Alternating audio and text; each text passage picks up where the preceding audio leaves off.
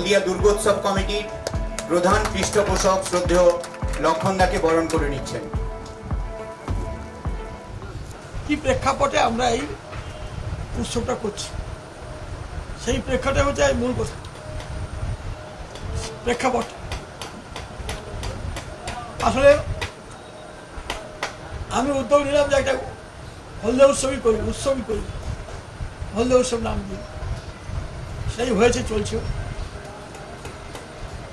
আর কেউ কেউ ঘুরিয়ে ফেলেন যে আমাদের হলদিয়া দুর্গা উৎসব তার সঙ্গে আবার আমাদের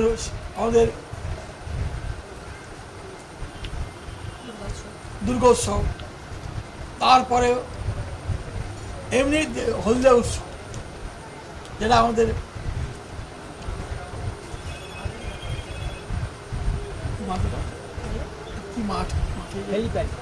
হেলিপ্যাড মাঠে এটা করে আসছি, এটা করে যাচ্ছি। এখন যাবো এবছর চেষ্টা করছি হলদিয়া উৎসবকে পূর্ণ রূপে হয়তো পাবো না, কিন্তু পূর্ণ মনে আমি পাবো চেষ্টা করবো এবারেও সেই উৎসবটা করতে, হলদিয়া উৎসব করতে। পূর্ণ রূপে পাওয়া মুশকিল আছে, সময় লাগবে, অনেকদিন বসে গেছি তো আমাদের। তবে আপনাদের পুজোর পাশাপাশি ক্রিকেটটা উৎসবেও থাকছে, কর্মসূচি কীরকম আছে? আমার প্রোগ্রামটা কতটা আমি নিতে পারবো সেইগুলো হবে, কারণ আমার তো সময় একটা দরকার, সময় শরীর স্বাস্থ্য সব কিছুটার উপর নির্ভর করে। সেটা যেভাবে হবে সেইভাবে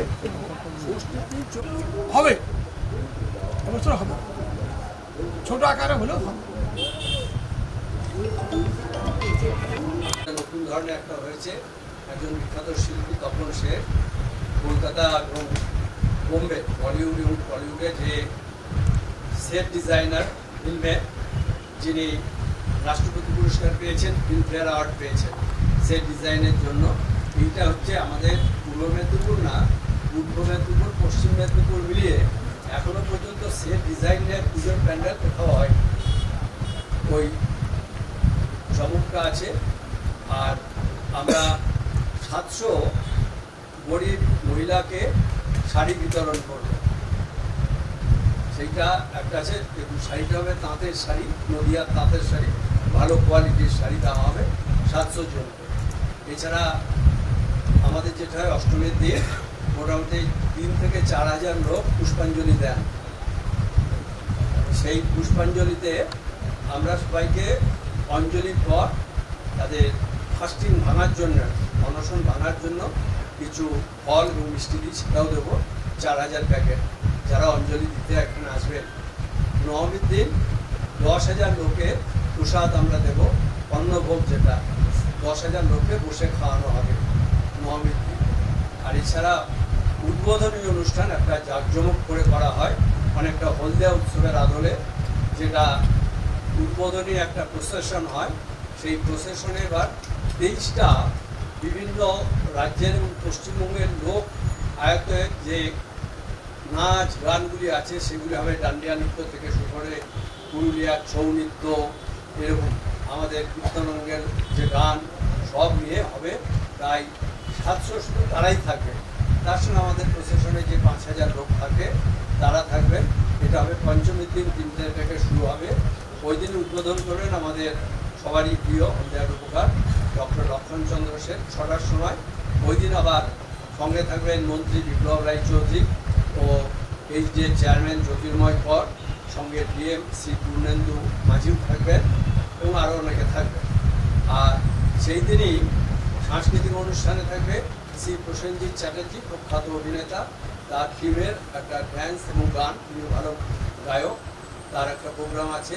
তারপরের দিন সপ্তমীতে আমাদের থাকবে মন্ত্রী, পশ্চিমবঙ্গ সরকারের সংস্কৃতি মন্ত্রী, প্রখ্যাত গায়ক ইন্দ্রনীল সেনের প্রোগ্রাম। আর একটা আকর্ষণীয় প্রোগ্রাম থাকছে কুণালগঞ্জওয়ালা, যিনি বাংলা এবং বোম্বে দু জায়গাতেই গিয়ে প্রথম ভীষণ নাম অর্জন করেছেন। দশমীর দিন থাকলে সহজ মা এবং উৎপল ফকিরের গান। এরকম আমাদের প্রোগ্রামটা প্রত্যেক দিনই সাংস্কৃতিক অনুষ্ঠান কিছু না কিছু আছে। এছাড়া আমরা আরও কিছু ওয়েলফেয়ারের কাজ আছে, সেগুলি প্রত্যেকবার যেরকম করি সেরকম করবো। এই মেলায় ভলেন্টিয়ার থাকবে 200 মহিলা ভলেন্টিয়ার, আর 200 পুরুষ ভলেন্টিয়ার এই পুরো মেলাকে পরিচালনা করার জন্য। সঙ্গে প্রশাসনের সঙ্গে আমরা প্রতিনিয়ত যোগাযোগ রেখে চলেছি। আজকেও আসবে হলদিয়া থানার আইসি আমাদের সঙ্গে বলবে, কারণ এটাই আমাদের এই অঞ্চলে সবচেয়ে বড় মেলা, যেটাতে এত বেশি দর্শক সমাগম এত বড় জায়গা নেই, কোথাও হয় না। যার জন্যে পারিবারিক একটা মিলনের মতো হয়, যারা সেলফি তুলতে পারে, দাঁড়িয়ে খেতে পারে, ঘোরাঘুরি করতে পারে, এত বড় জায়গা হলদিয়ার কোথাও পাওয়া যায় না। আপনাদের কিছু প্রস্তুত থাকলে করবেন। আবহমান এই টাইপের বার্তা কি দেওয়া হচ্ছে, বর্ণনা একটু চলছে?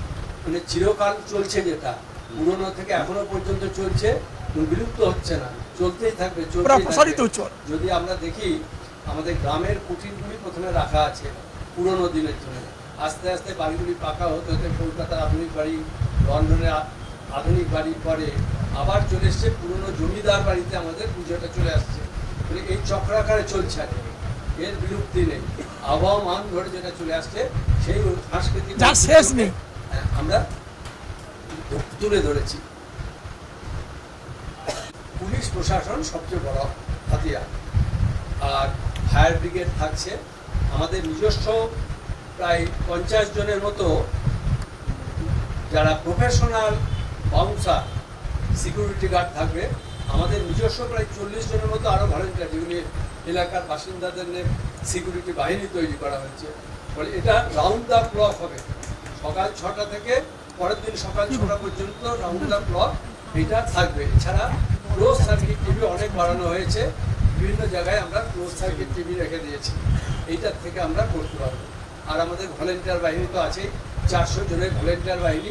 রাতেও ভলেন্টিয়াররা অনেকে ডিউটিতে থাকবে, কারণ প্রশাসনের একটা অভিযোগ যে রাত্রে যখন প্রশাসনের লোকেরা আসে চেক আপের জন্য, তখন অনেক সময় দেখা যায় আমাদের কর্মকর্তা কাউকে পাওয়া যাচ্ছে না।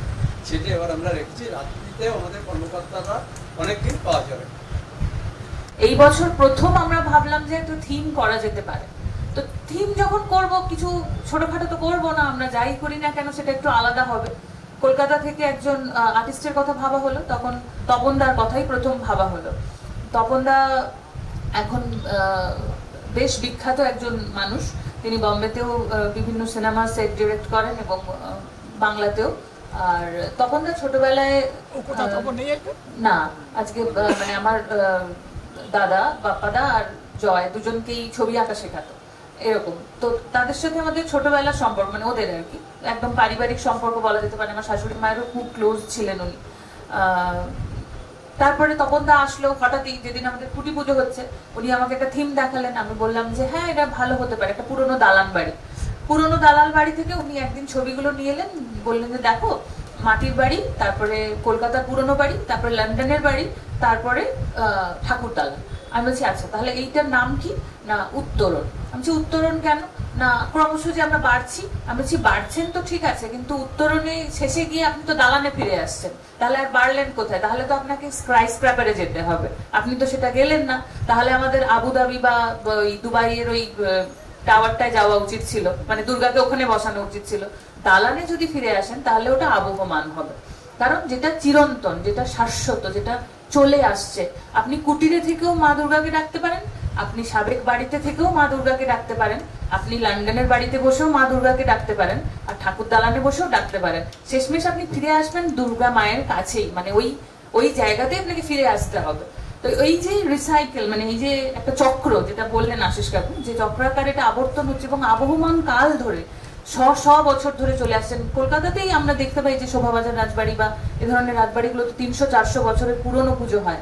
ইংরেজরা থাকাকালীন তাদের মানে ইংরেজ প্যাটার্নের দুর্গা, মহিষাসুর, সিংহ, তাদের সাজগোজ সেরকম এখনো বহু জায়গায় বহু রকম নিয়মে পুজো হয়। কোচবিহার রাজবাড়িতে পুজো অলরেডি শুরু হয়ে গেছে, তারা অন্যান্য মতে পুজো করেন। এরকম বহু মাতৃ আরাধনা সেই প্রাচীনকাল থেকে চলে আসছে এবং মাতৃ আরাধনাই সবচেয়ে প্রাচীন।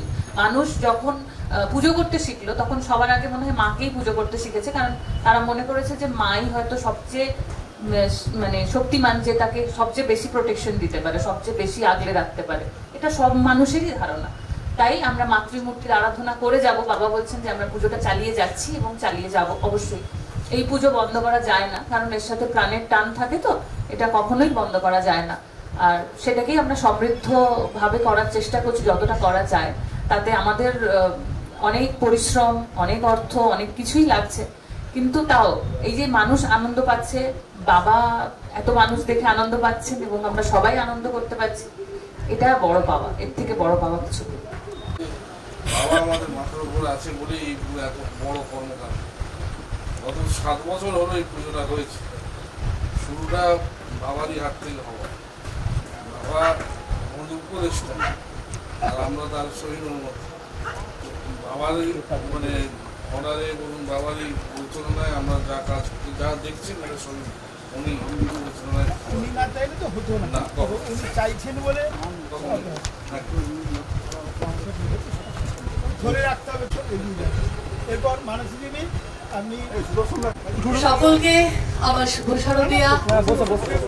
আমাদের এই পুজো যেটা আপনারা এতক্ষণ ধরে বললেন,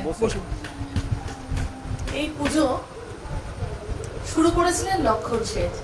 উনি এতদিন যাবৎ ওনার যারা সহযোগী, ওনার ছেলে পুত্রবধূ সকলে কিন্তু ওনার কাছ থেকে শিখেছেন, তারই প্রতিফলন এই আমাদের প্যান্ডেল। উনি যে শিক্ষা দিয়েছেন তারই প্রতিফলন, এটা যুগ যুগান্তর ধরে চলবে। কারণ শিক্ষক যদি ভালো হয় আর শিক্ষক যদি ভালো শিক্ষাদান করেন, তাহলে যারা শিক্ষার্থী তারা কিন্তু পূর্ণতা পায়। তো আমাদের যা যা কাজ, যা যা কর্মকাণ্ড এতদিন যাবৎ চলছে, শিক্ষকের শিক্ষাদানেরই ফলস্বরূপ। তো সেটা আমাদের এই আবহমান তারই একটা প্রতিফলন। এভাবে আগামী দিনে যে যে কাজ এই লক্ষণ শেঠের ছাতার মধ্যে দিয়ে হবে, সবটা এরকমই হবে, এটুকুনি আশা রাখি। ভালো থাকবেন, সকলকে শুভ শারদীয়া।